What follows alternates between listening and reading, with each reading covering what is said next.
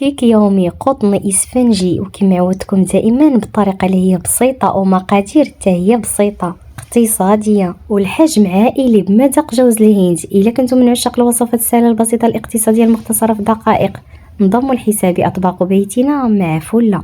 وبالنسبه للمقادير غادي نحتاجوا 3 البيضات اللي يكونوا بحراره المطبخ، يكونوا متوسطين اولا كبار.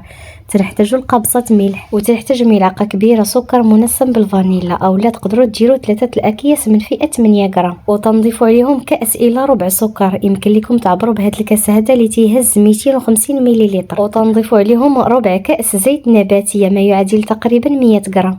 وتنضيفوا عليهم كاس مبوم بحليب، وتنطربوا الكل في الكل هكا كيما شفتوا. بالنسبه للحليب من الاحسن يكون هكا دافئ، والا بغيتوا تربحوا الوقت يمكن لكم تستعملوا بهذا الطراب الكهربائي دغيا يطلع الكيك.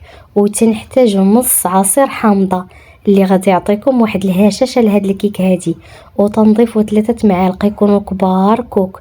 الا عندكم هاد الغليظات يمكن لكم تستعنوا بما عندكمش يمكن لكم ديروا هذاك الرقيق. وتنطربوا ثاني مره الكل في الكل حتى يندمجوا العناصر كلها كما شفتوا. وهنا بنفس الكاس اللي عبرنا به بقيه المكونات غادي نعبروا به الدقيق. تنحتاجوا لدقيق ابيض نوعيه ممتازه، تنحتاجوا 2 الكيسان، وتنحتاجوا كيس خميره الحلويات من فئه 16 غرام. العبار ديال هذا الدقيق هذا اللي احتاجنا لهذا الكيك هذه 340 غرام. يمكن لكم تحتاجوا قل او لا اكثر، وهذا تيبقى على حسب حجم البيض ونوعيه الدقيق، واش الدقيق تيتشرب او لا ما تيتشربش. يمكن لكم تشوفوا هكا غير قوامه العجين وتحكموا غير بعينيكم. المهم قوامه الكيك خصو يجي جاري ما يجيش قاصح.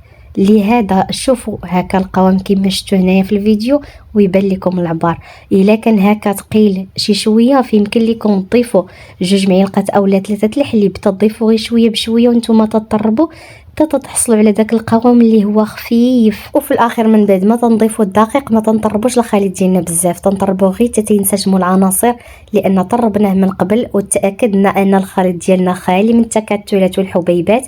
عاد تنضيفوا الدقيق. من بعد ما تنضيفوا الدقيق كما قلت لكم ما تنطربوهش بزاف.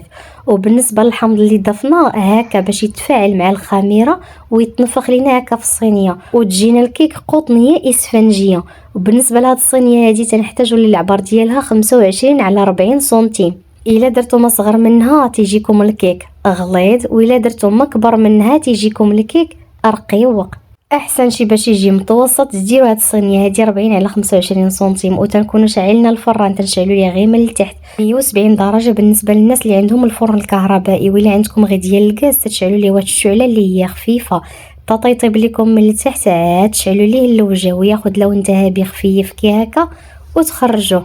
وهذا الكيك هذا ما تحتاجش انكم تسقيوه، تديروا هكا طلاء المربى مباشره للوجه. واي مربى عندكم يا مشمش يا ليمون يا فريز اي شيء عندكم يمكن لكم تقديو به.